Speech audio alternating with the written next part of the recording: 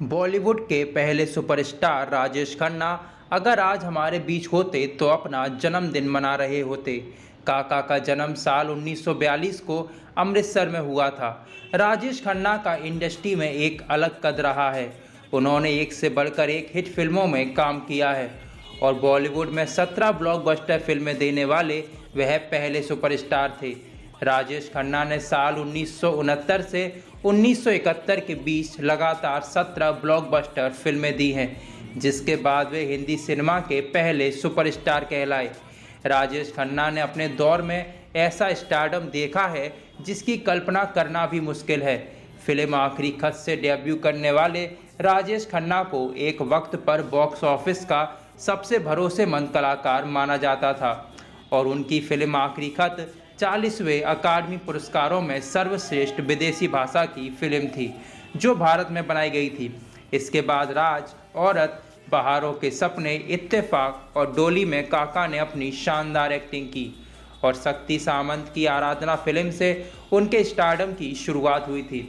उन्होंने लगातार ब्लॉकबस्टर फिल्में दी और आराधना फिल्म को फिल्म फेयर बेस्ट फिल्म का अवार्ड भी मिला है और राज घोषला की दो रास्ते ने भी उनका ध्यान खींचा। इसके बाद राजेश खन्ना ने कभी पीछे मुड़कर नहीं देखा। एक के बाद एक उन्होंने हिट फिल्में दी और मनमोहन देसाई की सच्चा झूठा में राजेश खन्ना ने एक ग्रामीण भोला की भूमिका निभाई थी। इसमें जहां मुमताज़ ने उनकी प्रेमिका की भूमिका निभाई तो वहीं एक्ट्रेस नाज ने मेरी प्यारी बहनियाँ बनेगी दुल्हनिया के रूप में पॉपुलरिटी प्राप्त की, जिसे राजेश ने फिल्म में उनके लिए गाया था। और आज भी राजेश खन्ना को मुकुल दत्त की आन मिलो सजना में आशा पारेख के साथ अच्छा तो हम चलते हैं के लिए याद किया जाता है। इसके अलावा आनंद, अंदाज, हाथी मेरे साथी, बावर्ची, जोरू का गुलाम समेत काका की तमाम फिल्में आज भी खूब पसंद की जाती हैं। और फिर जुलाई 2012 को लंबी बीमारी के बाद राजेश खन्ना का निधन हो गया। हालांकि अपनी शानदार फिल्मों के जरिए वे आज भी जिंदा हैं। बॉलीवुड के पहले सुपरस्टार राजेश खन्ना की जिंदगी किसी फिल्मी कहानी से कम नहीं है। लगातार सुपरहिट फिल्में देने वाले राजेश ने जो फैंस की दीवानगी का आलम देखा है वो किसी दूसरे स्टार को शायद ही कभी नसीब हो पाए।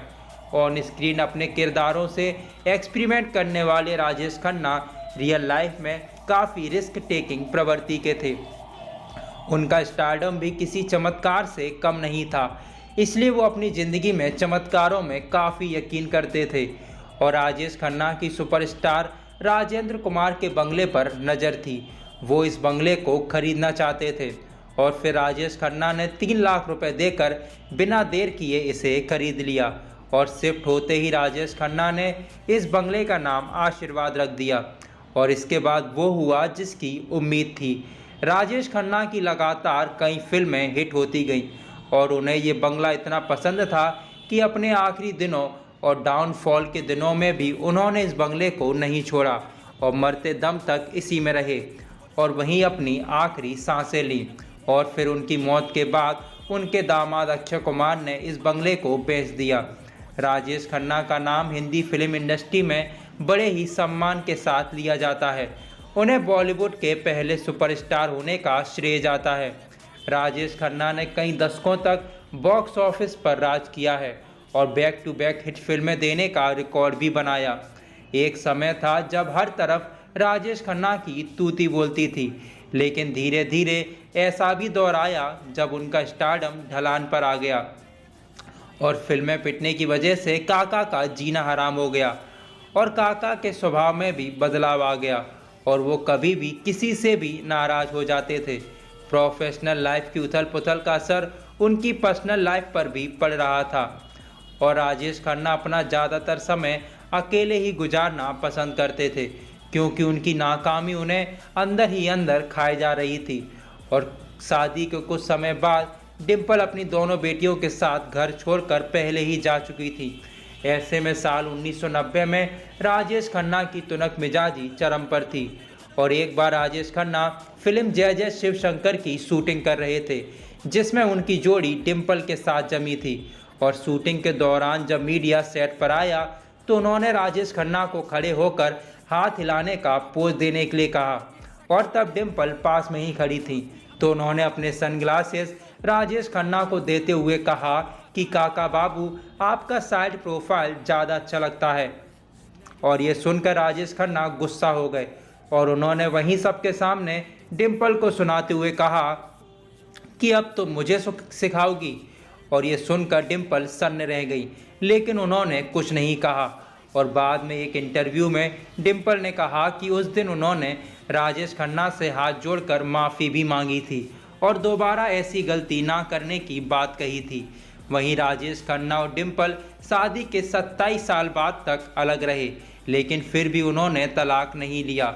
और आखिरी समय में जब काका को कैंसर हो गया, तब डिम्पल ने उनकी देखभाल भी की। वहीं अक्सर एक्टर्स, निर्माता, निर्देशक फिल्मों की शूटिंग के दौरान तमाम किस्से सुनाते नजर आ जाते हैं।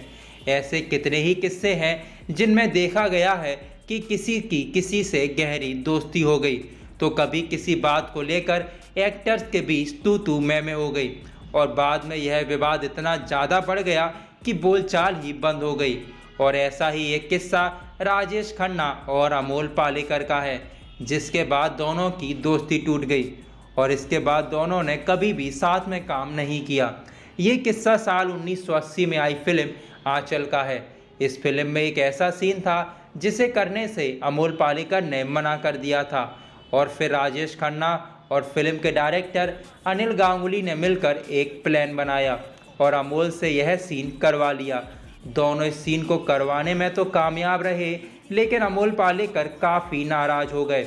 इस फिल्म में राजेश खन्ना, रेखा, अमोल पालेकर, प्रेम चोपड़ा और राखी लीड रोल में थे और डायरेक्टर्स के मुताबिक फिल्म में एक सीन की डिमांड थी जिसमें अमोल पालेकर को राजेश खन्ना के पैर पकड़कर माफ़ी मांगनी थी। इतना ही नहीं, माफ़ी मांगने के दौरान राजेश खन्ना को अमोल पालेकर को लात भी मारनी थी और बस इस सीन को करने के लिए अमोल पालेकर ने मना कर दिया। उन्हें फिल्म के डायरेक्टर्स ने खूब मनाने की कोशिश की, लेकिन वो नहीं माने और जब वे पूरी तरह से हार गए तो राजेश खन्ना और अनिल गांगुली ने मिलकर एक प्लान बनाया। अनिल गांगुली ने अमोल पालेकर को बात करके राजी कर लिया कि वे सिर्फ राजेश खन्ना के घुटने पकड़कर माफ़ी मांगेंगे और अमोल पालेकर जब शूटिंग के दौरान राजेश खन्ना के घुटने पकड़कर माफ़ी मांगने का सीन कर रहे थे, तभी अनिल गांगुली ने इशारा करके अमोल पालेकर को लात मारकर गिरा देने को कहा और राजेश खन्ना ने भी डायरेक्टर के कहे अनुसार वैसा ही किया। और इसके बाद अमोल पालेकर बहुत नाराज़ हो गए कि उनके मना करने के बावजूद भी यह सीन किया गया और इस किस्से के बाद अमोल पालेकर ने कभी भी राजेश खन्ना और अनिल गांगुली के साथ काम नहीं किया। इस घटना से पहले राजेश खन्ना और अमोल के बीच काफ़ी अच्छे रिश्ते थे, लेकिन इस घटना से वे बहुत नाराज़ हुए और दोनों की दोस्ती टूट गई। वहीं बॉलीवुड में राजेश खन्ना वो नाम है जो किसी भी पहचान का मोहताज नहीं है। यही वो नाम है जिसे हिंदी फिल्म वर्ल्ड के पहले सुपरस्टार का खिताब मिला है। राजेश खन्ना की अपने टाइम में बहुत ही गजब की फ़ैन फॉलोइंग रह चुकी है और अगर आप भी काका की फिल्मों के दीवाने हैं तो पहली फुर्सत में एक्टर की आनंद से लेकर कटी पतंग तक इन शानदार मूवीज़ को OTT प्लेटफॉर्म पर देखकर अपने दिल को खुश कर सकते हैं। आनंद फिल्म में साल 1971 में राजेश खन्ना ने एक बहुत ही जिंदा दिल कैंसर रोगी का किरदार निभाकर अपने फैंस का दिल जीत लिया था। आनंद में राजेश खन्ना के साथ अमिताभ बच्चन ने भी काम किया था और इस बेहतरीन फिल्म के लिए काका को बेस्ट एक्टर के अवार्ड से भी नवाजा गया था। आनंद फिल्म को OTT प्लेटफॉर्म प्राइम वीडियो पर देखा जा सकता है। वहीं बावर्ची फिल्म में राजेश खन्ना ने बावर्ची का रोल करके धमाल मचा कर रख दिया था। इस फिल्म को काफ़ी पसंद किया गया था। इसके साथ ही राजेश खन्ना ने अपनी ज़बरदस्त एक्टिंग से दर्शकों का दिल खुश कर दिया था। द ट्रेन फिल्म में राजेश खन्ना ने CID इंस्पेक्टर का रोल करके तहलका मचा दिया था। इस फिल्म में एक्टर की एक्टिंग ने दर्शकों की काफ़ी वाहवाही लूटी थी। राजेश खन्ना के फैंस इस मूवी का मज़ा Amazon प्राइम वीडियो पर ले सकते हैं। और अब लौट चले फिल्म में राजेश खन्ना के काम की काफ़ी तारीफ हुई थी। इस फिल्म में राजेश खन्ना के अलावा ऐश्वर्या राय बच्चन और अक्षय खन्ना ने भी काम किया था।